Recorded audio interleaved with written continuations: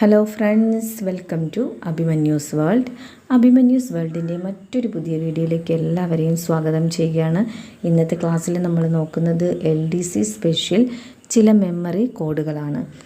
Memory കോഡിലൂടെ നമ്മൾ ഇന്നത്തെ ക്ലാസ്സിൽ പഠിക്കുന്നത് നമ്മളെ PSC എക്സാമുകളിൽ പലപ്പോഴും കുഴപ്പിച്ചിട്ടുള്ള രണ്ട് ടോപ്പിക്കുകളാണ്. അതായത് വിഷുവങ്ങൾ, അയനാന്തങ്ങൾ.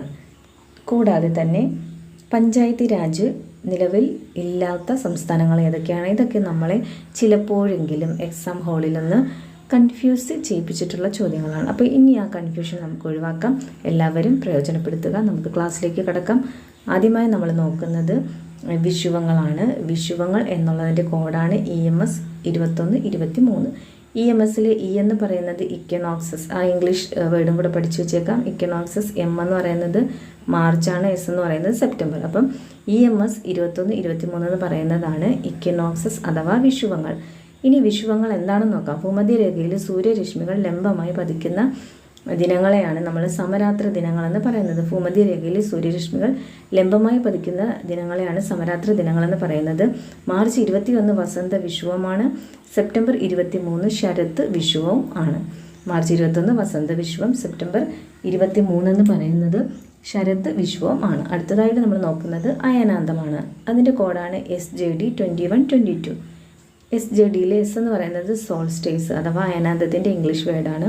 ജൂൺ 21, ഡിസംബർ 22 ആണ്. രാത്രിയും പകലും തമ്മിലുള്ള ദൈർഘ്യ വ്യത്യാസം കൂടുതൽ അനുഭവപ്പെടുന്ന ദിവസങ്ങളെയാണ് നമ്മൾ അയനാന്തങ്ങൾ എന്ന് പറയുന്നത്. ജൂൺ 21 കർക്കിടക അയനാന്തം, ഡിസംബർ 22 മകര അയനാന്തവുമാണ്. കോഡ് മനസ്സിലായല്ലോ. SJD 2122. S എന്ന് പറയുന്നത് സോൾസ്റ്റേസും, J എന്ന് പറയുന്നത് ജൂണും, D എന്ന് പറയുന്നത് ഡിസംബറുമാണ്. അങ്ങനെ നമ്മൾ വിഷുവങ്ങൾ നോക്കിക്കഴിഞ്ഞു. കൂടാതെ തന്നെ അയനാന്തങ്ങളും പഠിച്ചു കഴിഞ്ഞു അല്ലേ. വിഷുവത്തിൻ്റെ കോഡ് എന്തായിരുന്നു? EMS 2123.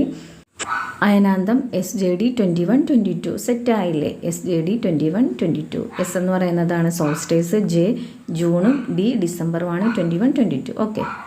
അടുത്ത നമുക്ക് പഞ്ചായത്തി രാജ് നിലവിലില്ലാത്ത സംസ്ഥാനങ്ങൾ ഏതാണെന്ന് നോക്കാം. അതിൻ്റെ കോഡാണ് പഞ്ചായത്തിലെ മിസ് മേഘയെ നാഗം കടിച്ചു. പഞ്ചായത്തിലെ മിസ് മേഘയെ നാഗം കടിച്ചു. എളുപ്പമാണ്. മിസ് എന്ന് പറയുമ്പോൾ മിസോറാം, മേഘ എന്ന് പറയുമ്പോൾ മേഘാലയ, നാഗം എന്ന് പറയുമ്പോൾ നാഗാലാൻഡ്, എന്ന് പറയുന്നത് കാശ്മീരുമാണ്. എന്താണ്? പഞ്ചായത്ത് രാജ് നിലവിലില്ലാത്ത സംസ്ഥാനങ്ങളാണ് നമ്മൾ നോക്കിയത്. പഞ്ചായത്തിലെ മിസ് മേഘയെ നാഗം കടിച്ചു. വീഡിയോ ഇഷ്ടമായാൽ ലൈക്ക് ചെയ്യാനും ഷെയർ ചെയ്യാനും മറക്കാതിരിക്കുക.